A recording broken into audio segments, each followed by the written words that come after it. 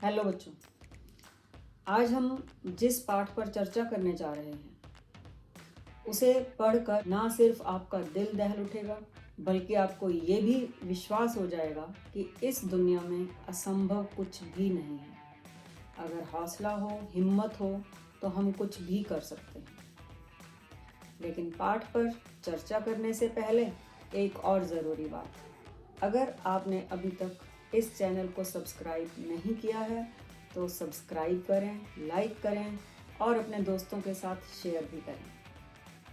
तो आज हम पढ़ने जा रहे हैं एक ऐसी महिला की कहानी जिसने दिव्यांग होते हुए भी एवरेस्ट पर चढ़कर दिखाया।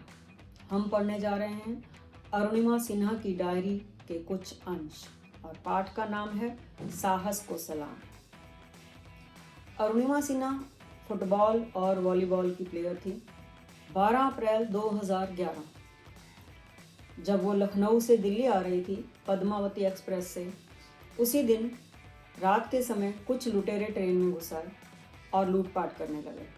किसी में इतनी हिम्मत नहीं हुई कि उनका मुकाबला कर सके, लेकिन खिलाड़ियों में और सैनिकों में एक अलग ही हिम्मत होती है। जब वो अरुणिमा सिन्हा के पास आए और उसका पर्स और चेन खींचने की कोशिश की तो अरुणिमा उनसे भिड़ गई, बिना ये सोचे कि वो इतने सारे लोग हैं और वो अकेली है।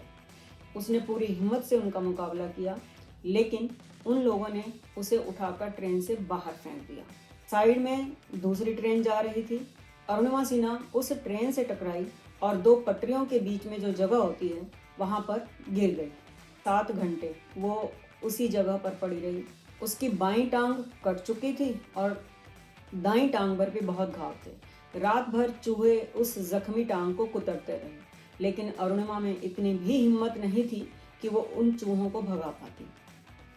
उसे लगा कि अब उसका अंत बिल्कुल पास है। सुबह होने पर जब पास के गांव से कुछ लोग वहां आए तो उन्होंने अरुणिमा को देखा और उसे हॉस्पिटल पहुंचाया। बरेली के हॉस्पिटल में कुछ दिन रहने के बाद उसे लखनऊ भेज दिया गया और लखनऊ से फिर दिल्ली में एम्स हॉस्पिटल भेज दिया गया।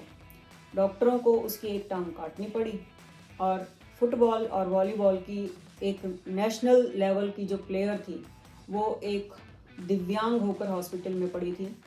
ऐसी हालत में कोई भी आम आदमी बिल्कुल टूट जाता है, लेकिन अरुणिमा ने तब भी हिम्मत नहीं हारी और उसी हॉस्पिटल में पड़े हुए उसने ये फैसला किया कि वो एक दिन माउंट एवरेस्ट पर चढ़कर दिखाएगी, जबकि इससे पहले उसने कभी भी पहाड़ों पर चढ़ाई नहीं की थी।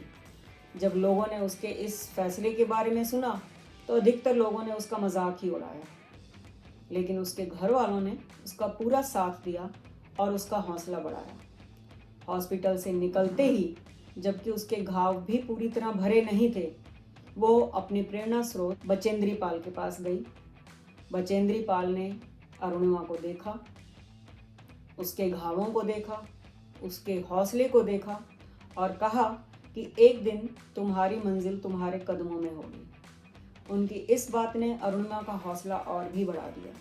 वो पूरे जी जान से पर्वतारोहण की प्रैक्टिस में लग गई। जितनी चढ़ाई को चढ़ने में आम पर्वतारोही को 15 मिनट लगते हैं, उन्हें कई बार उसमें 2 घंटे भी लग जाते थे। शुरू में उन्हें कई दिक्कतें आई, लेकिन उन्होंने हिम्मत नहीं हारी। वो कोशिश करती रही और अपनी दुर्घटना के ठीक 2 साल 1 महीना और 9 दिन के बाद वो माउंट एवरेस्ट के शिखर पर थी।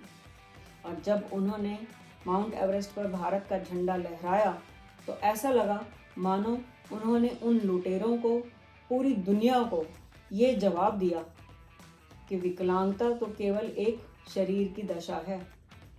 हिम्मत होनी चाहिए, सोच होनी चाहिए और हम कुछ भी कर सकते हैं। और 2015 में प्रेसिडेंट हाउस में अशोक हॉल में बैठकर जब वो राष्ट्रपति श्री प्रणब मुखर्जी जी से पद्मश्री ले रही थी, तब 2011 की घटना एक रील की तरह उनकी आंखों के सामने आ रही थी। मुझे लगता है कि इस पाठ से आपको भी ये सीख ज़रूर मिली होगी कि असंभव कुछ भी नहीं है। बस आपके अंदर एक इच्छा शक्ति, एक विल पावर होनी चाहिए। आइए देखते हैं इस पाठ के वैकल्पिक प्रश्न और बाकी का अभ्यास कार्य।